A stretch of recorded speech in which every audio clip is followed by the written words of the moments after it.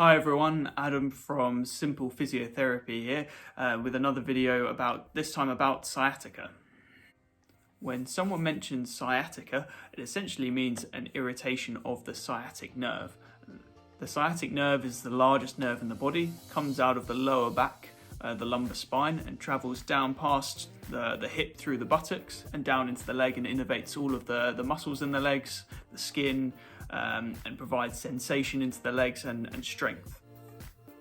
If you have sciatica or irritation of the sciatic nerve, you can have pain going into the legs. Often comes from the lower back and can travel down through the buttock, down the back of the leg generally, and all the way down, sometimes into the feet. Sometimes you don't get pain, sometimes you can get pins and needles and numbness going into the legs, and you can, in some extreme cases, get some loss of power in the legs as well. There are two very common causes or areas where the sciatic nerve can get irritated. The first one being when it comes out of the spine. If the irritation is where it comes out of the side of the spine, it can be referred to as a nerve root irritation, or sometimes referred to as a radiculopathy. This is a fancy term of essentially meaning it's irritated right at the start where it comes out of the spine. You can also get a bit of irritation around the buttock and deep in the buttock. Often the muscle that's blamed is the piriformis, so there's a diagnosis of piriformis syndrome that's sometimes bandied about, but it essentially means that muscle is putting a bit of pressure on the sciatic nerve as it goes through the buttock, and that can again cause referred pain, pins and needles, numbness, sometimes a loss of power or reduction in power further down the leg. So when it comes to treating sciatica or sciatic nerve irritation, there are a lot of things that can be done within physiotherapy. The first treatment option is usually exercises. There's usually a focus on nerve mobilization with the exercises. So some of the exercises look to move the nerve or mobilize it. Some of them are often referred to as neural gliders or neurotensioners, for example, which the exercises put the nerve in a position where it's stretched and then mobilize it. This is one of the most effective ways to try and tackle nerve-related pain, especially in the lower limb. These exercises can be a bit odd because you don't often get a muscle burn like you do with most exercises, but they are really effective at tackling nerve-related irritation. Other exercises could include stretching the piriformis, for example. If the pain from the sciatic irritation is coming more from that piriformis muscle or deep in the glute muscles in the buttock, then stretching that area can be really effective. You can also do stretches for the lower back. Again, if it's an irritation coming from the lower back or from that nerve root as it comes out of the spine, then you can do some spine mobilization or lower back mobility exercises. There are plenty of variations out there. The general rule is that any sort of movement is better than nothing because it stimulates blood flow and helps with recovery of this irritation. From a manual therapy point of view, there are a few things that can be done. One of them that's quite common with more osteopaths and chiropractors is doing spinal manipulation. It's something that I do as well, but generally not so many physios do it. It can be really effective in short-term relief of symptoms. What spinal manipulation will do is help give you a short-term improvement in range of movement in the spine if that's limited, and also pain, and sometimes that referred pain as well. It can improve that in the short term. Doesn't really have any lasting effects on its own.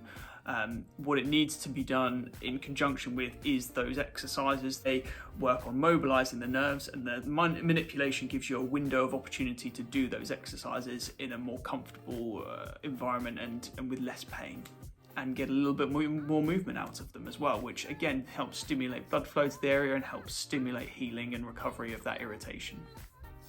There is another very similar treatment used by physios if it's really irritated around the lower back or the lumbar spine, and manipulation is something that's a bit too harsh. You can do more mobilizations, which is a little bit more gentle. It's something that's seen a bit more in physiotherapy and can be really useful at a more gentle approach of settling down that irritation, and again giving you that window of opportunity to do the exercises to help resolve it.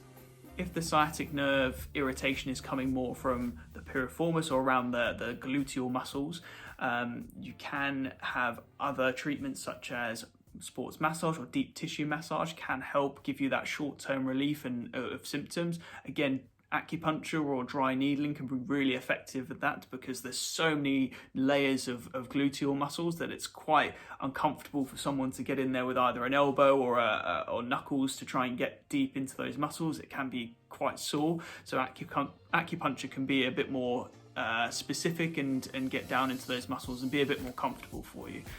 Sports massage and acupuncture can also be effective if the irritation is coming from the lower back, because you can often get a bit of muscle tension around the lower back, a bit of bracing from the muscles around the lower back and the lumbar spine, and again it can help ease those off. And if you're getting more lower back pain associated with it as well, it can help ease those symptoms again in the short term.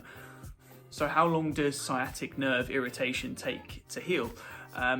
It very much depends on the cause. If it's more from the muscles in the hip, then generally it can be a bit quicker, because if you ease the tension in those muscles, if it's from a lack of flexibility, then that flexibility, the more you stretch it, that should ease things and get things moving a bit quicker. So it can, some people are better within weeks, or 6 weeks for example, or I would say the general ballpark figure is around 3 months to see some sort of significant improvement.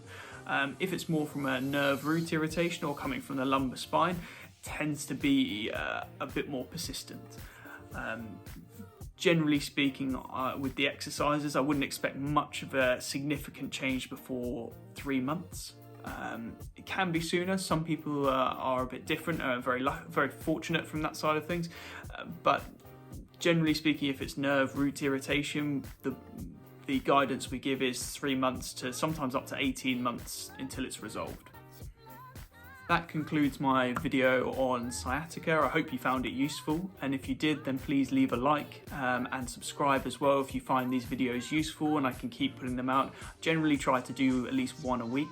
And if you guys are finding a benefit in it, please let me know in the comments below, and also let me know if there's anything in particular or anything specific you want me to do, and I can incorporate that and do that in a future video. All right, thanks everyone.